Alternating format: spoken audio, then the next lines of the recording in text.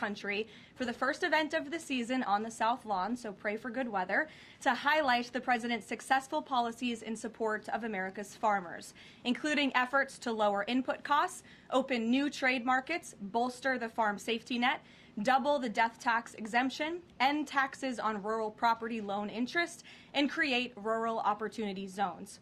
Also, I'm pleased to announce that President Trump's meeting and long-awaited meeting with President Xi in China will now take place in Beijing on May 14th and 15th. First Lady Melania and President Trump will also host President Xi and Madam Peng for a reciprocal visit in Washington, D.C. at a later date to be announced this year. Turning to the ongoing military operations in Iran, the United States military continues to decimate the terrorist Iranian regime's offensive and defensive capabilities. Just over 3 weeks in, it's abundantly clear that Operation Epic Fury has been a resounding military triumph. More than 9,000 enemy targets have been struck to date. Compared to the start of the operation, Iran's ballistic missile attacks and drone attacks are down by roughly 90%. The United States is also annihilating the Iranian regime's navy. We have destroyed more than 140 of their naval vessels, including almost 50 mine layers. This is the largest elimination of a navy over a 3-week period since World War II.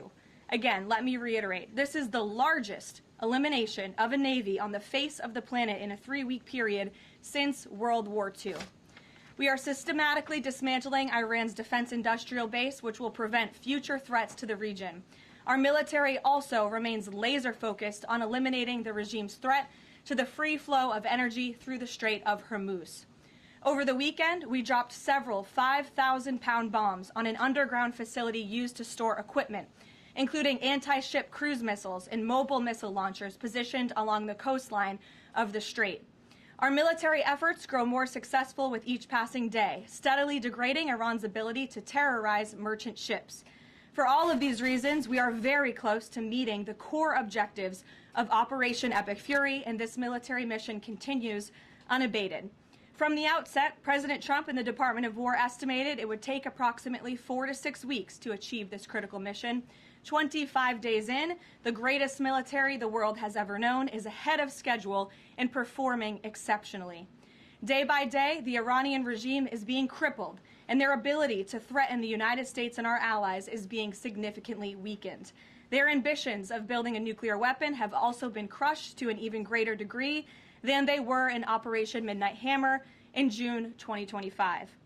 That's why you're beginning to see the regime look for an exit ramp. They recognize they are being crushed, their ability to attack American and ally forces, as well as their ability to defend their own territory is dwindling literally hour by hour.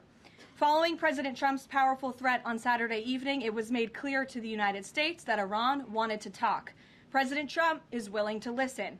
As President Trump announced on Monday, the United States has been engaged over the last 3 days in productive conversations, which led the president to temporarily instruct the Department of War to postpone planned strikes against Iranian power plants and energy infrastructure only. The remaining elements of the Iranian regime have another opportunity to cooperate with President Trump, permanently abandon their nuclear ambitions, and cease actively threatening America and our allies. But the president's preference is always peace. There does not need to be any more death and destruction. But if Iran fails to accept the reality of the current moment, if they fail to understand that they have been defeated militarily and will continue to be, President Trump will ensure they are hit harder than they have ever been hit before. President Trump does not bluff, and he is prepared to unleash hell. Iran should not miscalculate again. Their last miscalculation cost them their senior leadership, their Navy, their Air Force, and their air defense system. Any violence beyond this point will be because the Iranian regime refused to understand they have already been defeated and refused to come to a deal.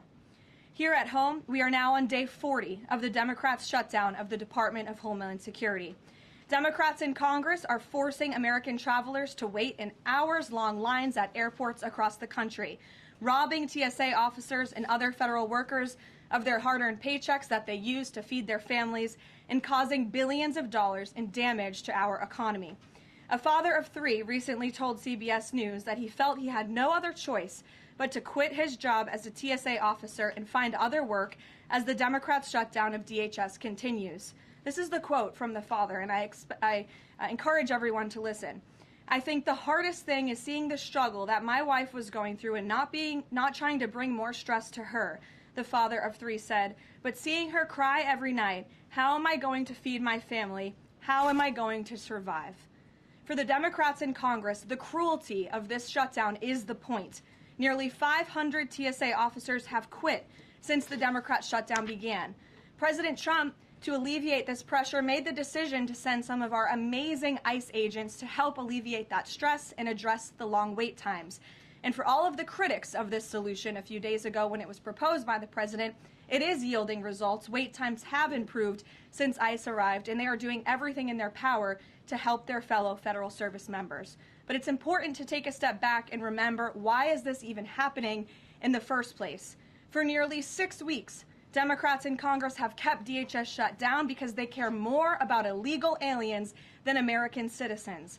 You have Democrat elected representatives in states across the country who are willing to inflict massive pain on their own constituents to fight for illegal aliens who broke our nation's laws to come here.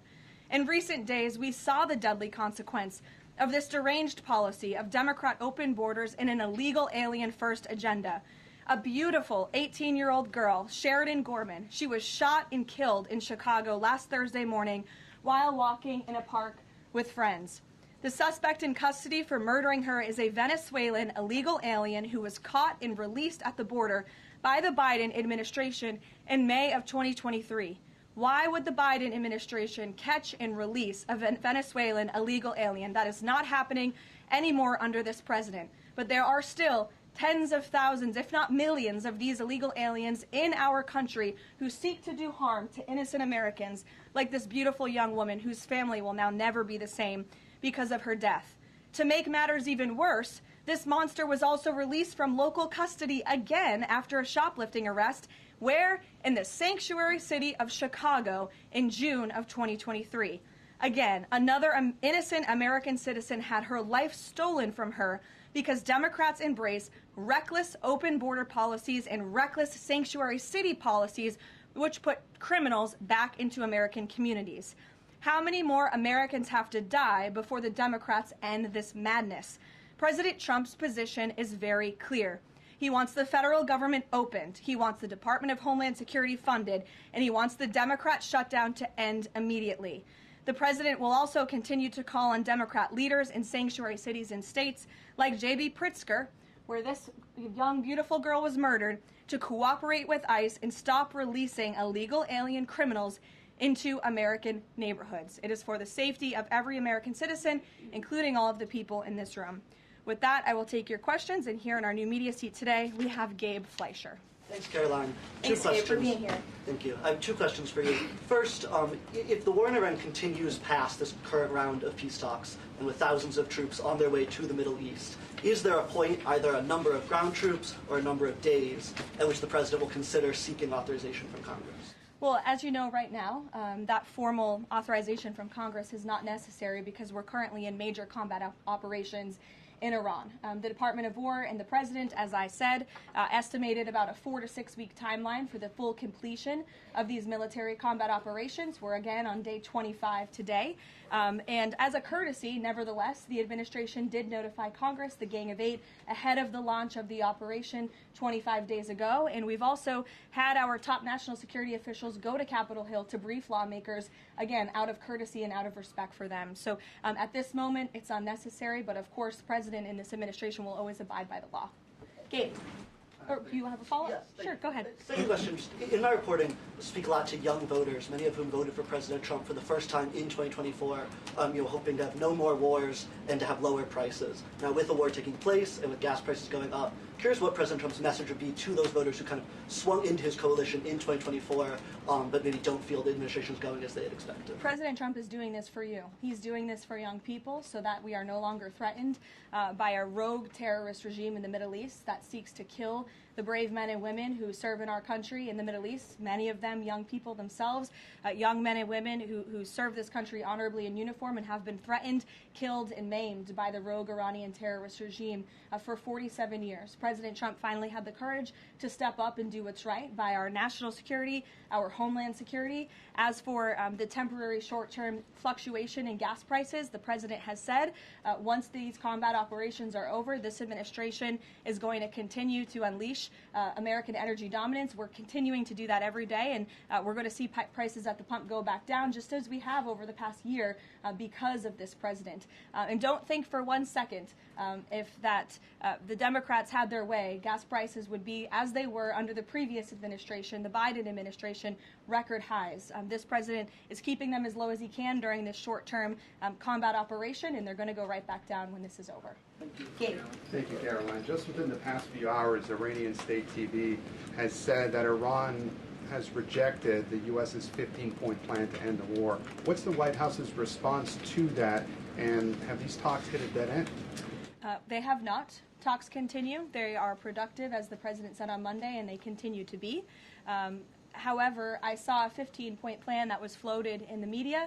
I would caution reporters in this room from reporting about speculative points or speculative plans from anonymous sources. The White House never confirmed that full plan. There are elements of truth to it, but some of the stories I read were not entirely factual. So I am not going to negotiate on behalf of the president here at the podium. What I will tell you is these talks are ongoing. We're not going to get into the nitty-gritty details that have been exchanged between the United States and Iran at this time. Well, yesterday the president mentioned a very big present that the Iranians had given the U.S. He wouldn't go into detail, but was it that ship that was carrying 2 million barrels of oil that made it through the Strait of Hormuz? I'll let the president speak on that at the appropriate time. And then finally, Karoline, today Iraq's government reportedly is planning to lodge a protest with the U.S. According to the Wall Street Journal.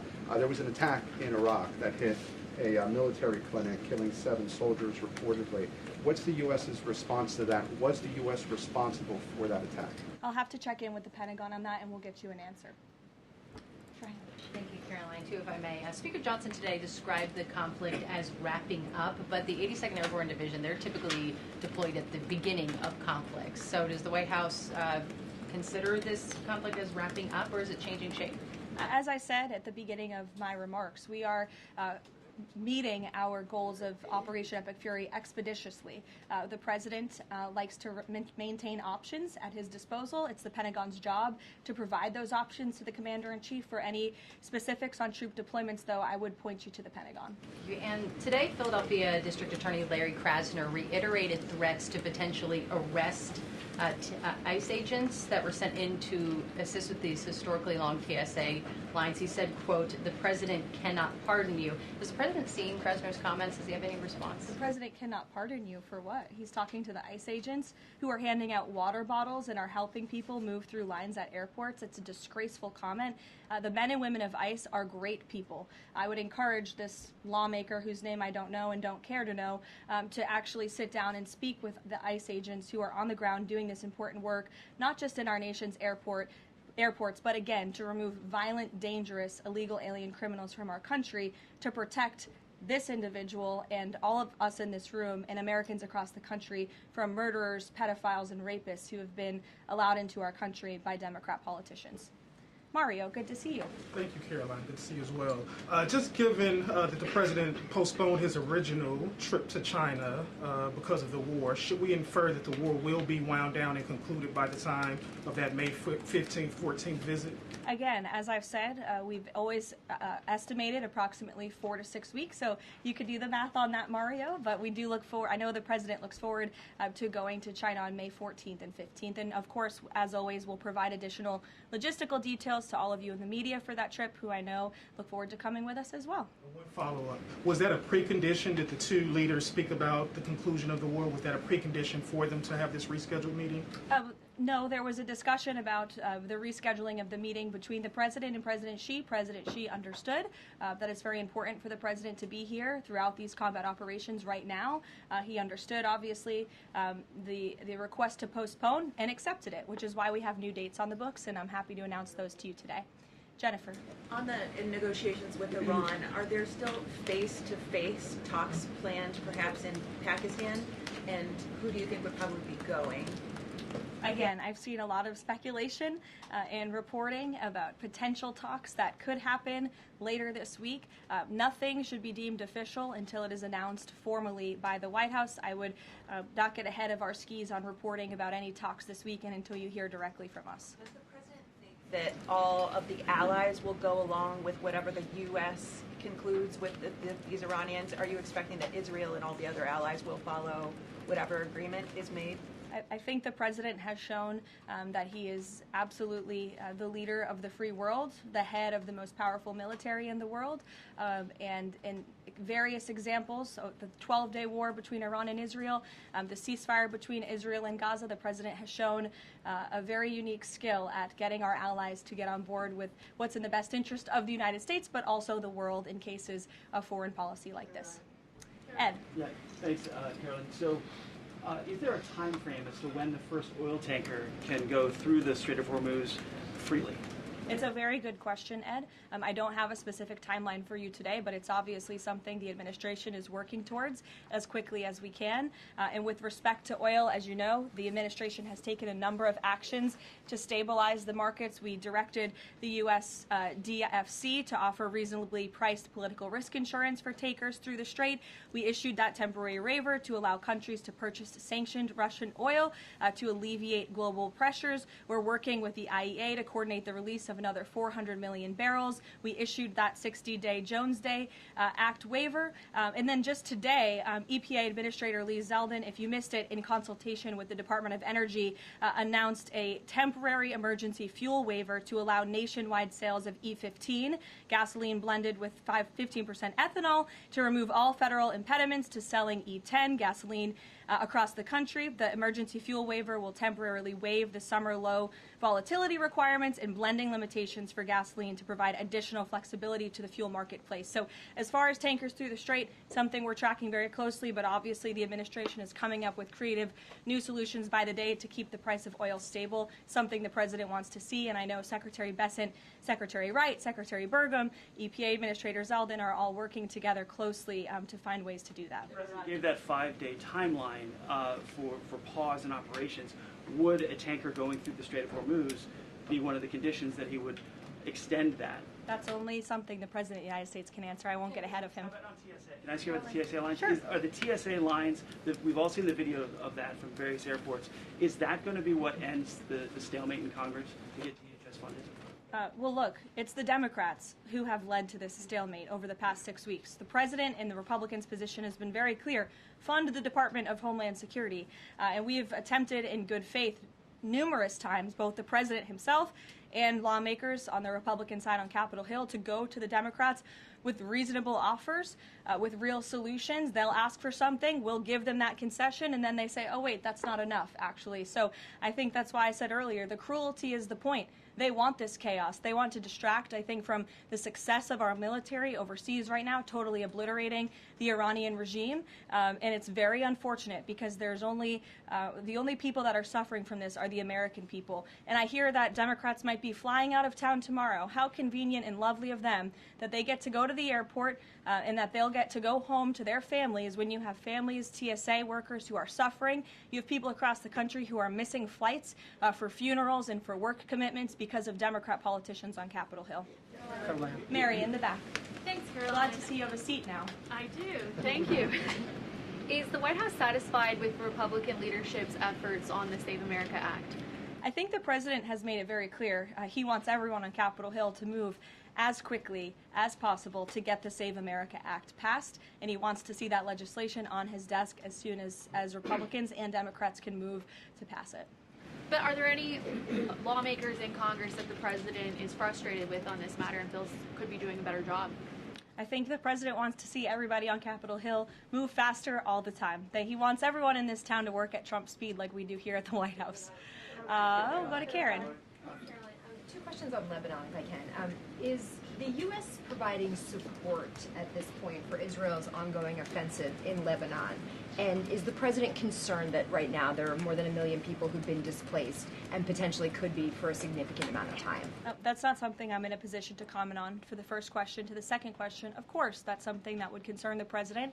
I think that's why he's again quickly moving to eliminate the threat of the Iranian regime in the Middle East, including weakening their proxies like Hezbollah, who have terrorized Lebanon for far too long. And I know that the president wants to see this, again, move as quickly as possible as we can over the course of the next couple of weeks here. Kristen. Caroline, a question about the Strait of Hormuz. If these negotiations are not successful, is the only option to reopen the strait in boots on the ground, given that all of our allies have essentially said that they are unable or unwilling to help? Look, that's a hypothetical question. It's a hypothetical question. It's also a decision that would have to be made by the commander-in-chief, and I'm not going to get ahead of him. In addition to that, when it comes to the Vice President, J.D. Vance, what has changed that has made him more of an active participant in these negotiations with Iran? I don't think anything has changed. The Vice President has always been a key member, the President's right-hand man, and a key member of the President's national security team. He's been part of these discussions throughout this entire course of the administration with respect, again, to the 12-day war that the President and his national security team negotiated a solution to, with respect to the ceasefire between Israel and Gaza and the release of the hostages, which there was a lot of criticism that couldn't get done, and it did. The Vice President has been by the President's side every step of the way, and any reporting otherwise is just completely false. I see him in the room.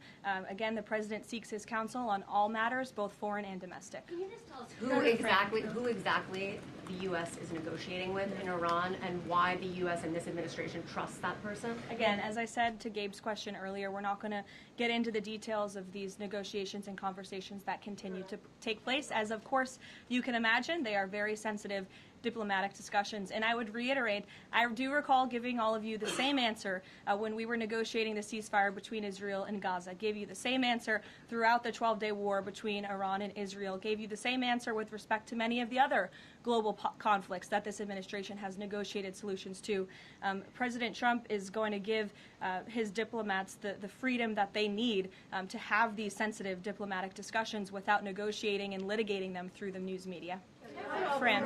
Caroline, just to follow up, though, because you said that some of the information that's been out there about the 15-point plan is inaccurate, can you say what is accurate with respect to ballistic missiles, the nuclear ambitions, and the Strait of Hormuz, which are things that the president has laid out that he wants to see a couple times in the past? Look, if you've heard it from the President of the United States, obviously it's true, as well as the objectives of Operation Epic Fury. We've said repeatedly, I've said them from this podium, the Pentagon has reiterated them.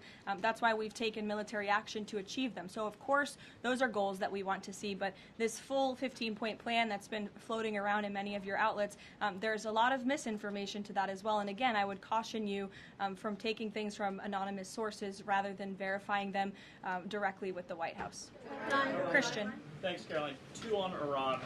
First, would the president consider loosening asylum restrictions for Iranians trying to flee the country right now?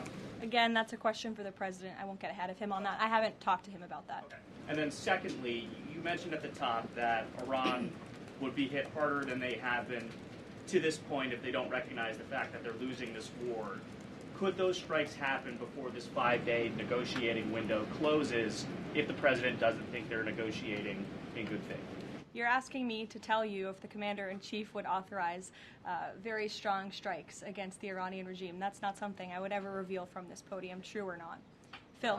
Here, in the back. Thank you, Caroline. I was wondering if you would respond to some of this criticism of the administration from past allies like Joe Kent, who have said that the president's red line shifted from Iran cannot obtain a nuclear weapon to Iran cannot pursue nuclear enrichment. What is the administration's response to that criticism? I think the president and I have both strongly responded to the criticism by Mr. Kent, who unfortunately resigned in disgrace and accused the president of basically being controlled by foreign countries and foreign manipulation, which is a ridiculous and laughable assertion. So his accusations have zero credibility as far as this White House is concerned. The question of the red line shifting from no nuclear weapon to no nuclear enrichment, Is there any substance to that argument? I think the president has been quite clear in what he wants to see from the Iranian regime, which is why he chose to launch Operation Epic Fury in the first place. Reagan.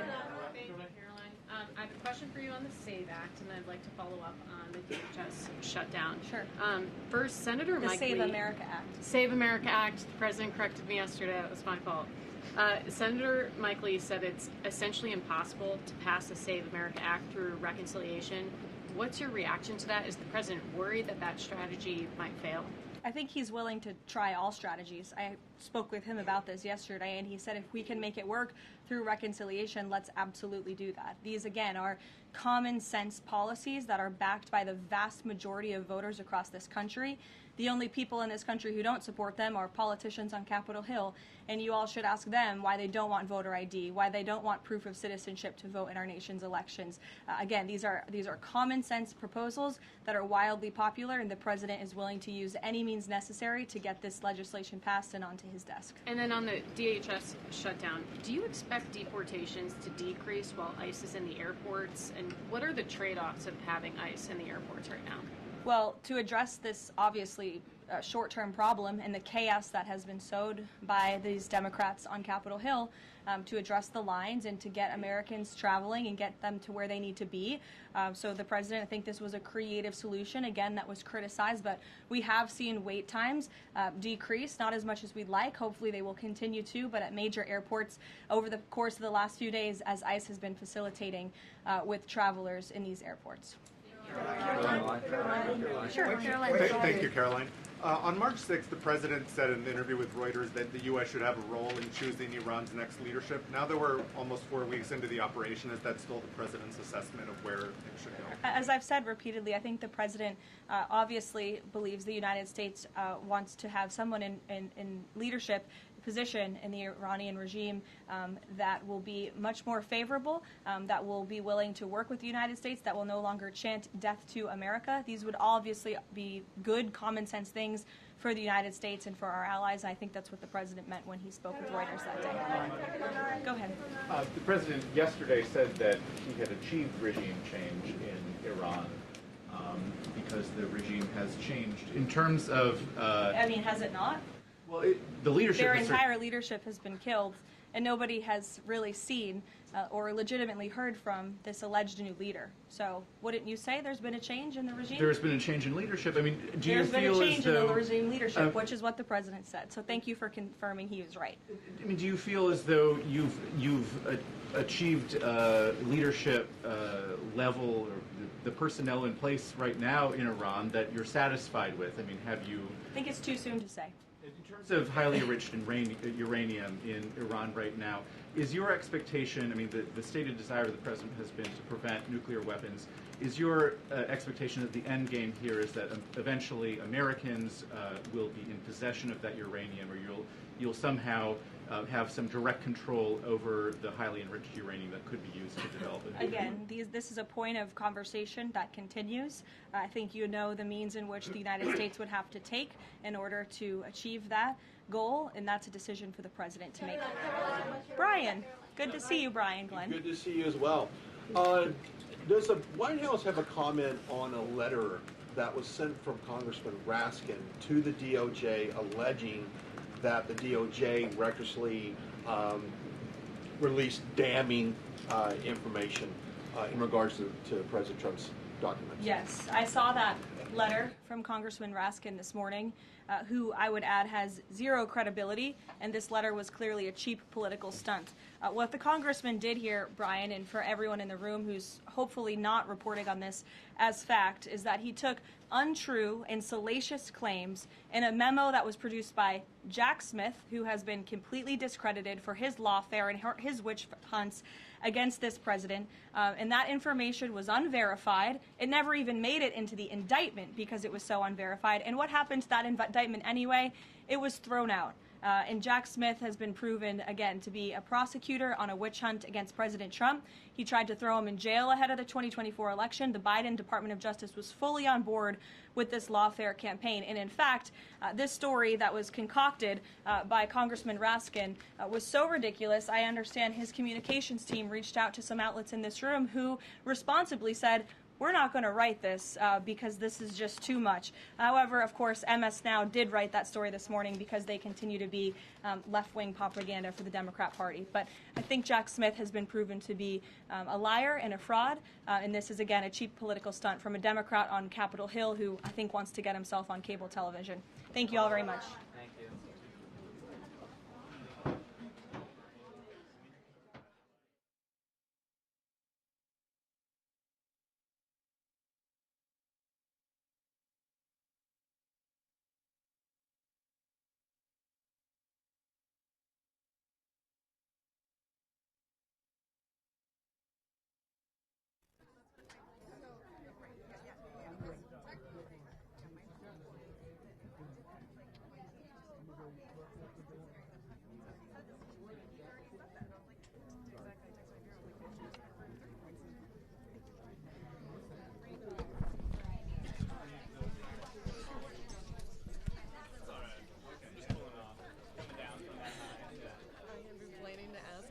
talks were with, and you tossed it in, and then she said my name again. And I was like, oh no. Sorry, I didn't even pay attention to that. I was just like, oh, I'm so sorry.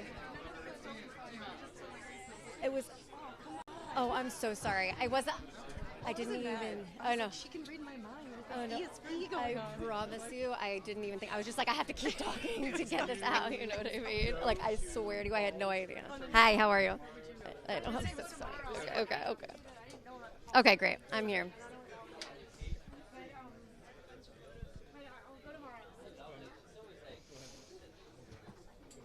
Yeah.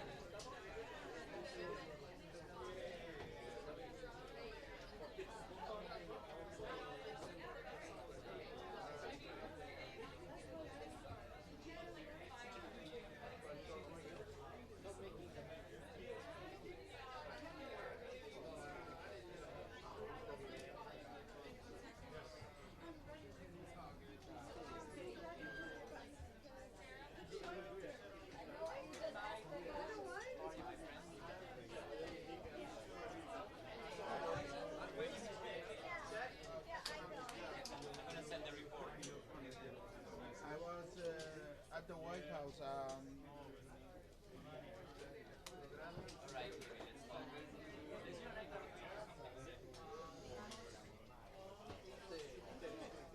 Yeah, I mean, what we got was a lot of what has happened in terms of actual fighting or strikes in the United States, but not a lot of where we were going or what the purpose is or what actually happens next. She wouldn't confirm any kind of in-person talks. We, of course, have reported that there are plans, or at least they're working on plans, to have these talks, but maybe in Pakistan. The vice president could attend those talks. We've also been reporting what we've been hearing from Iranian sources and Iranian state TV, that they have basically rejected the 15-point plan, and they have come back with their own 5-point plan. She said basically not to pay attention to that at all, that there was other stuff happening behind the scenes. We didn't get any information on who is negotiating with the United States. The other part of my question was, why do we trust them? How do we know that they have power given the tenuous circumstances in Iran? That wasn't answered. Yesterday, President Trump talked about this gift that he got from Iran that proved that somebody in power was in control and having conversations with the United States, and yet we still don't know what that gift was. He was asked specifics about whether it had to do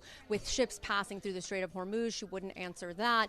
This is coming at the same time time that we're seeing lawmakers coming out of their briefing with administration officials saying they asked questions that they were not able to get the answers to. There are so many specific questions, particularly when it comes to boots on the ground. And we heard Haley there talking about that this is just there as kind of a backup unit. That's kind of how she was alluding to this, giving him all the options. But there are Americans who are deeply concerned about how close the United States is to actually putting boots on the ground. And when I asked another question about what happens if these talks are unsuccessful, she said that's a hypothetical. Well, Boris, that's not a hypothetical. It's a contingency plan.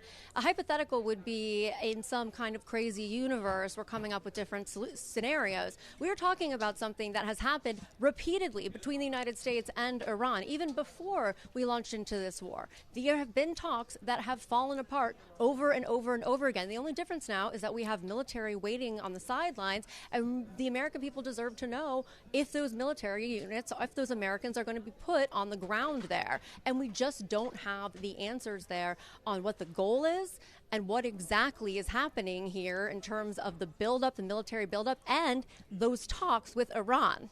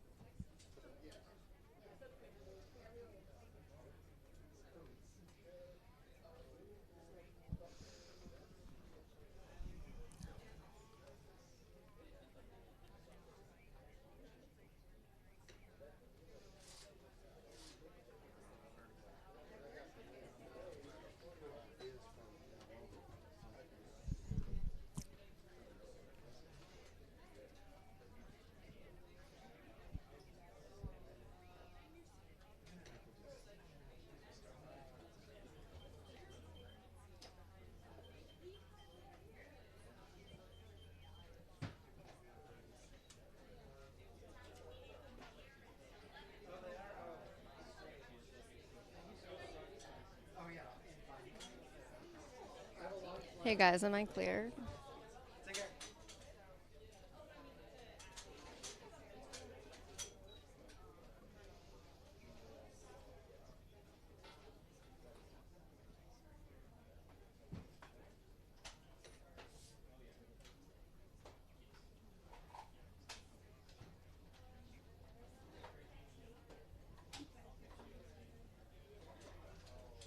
Okay, thank you.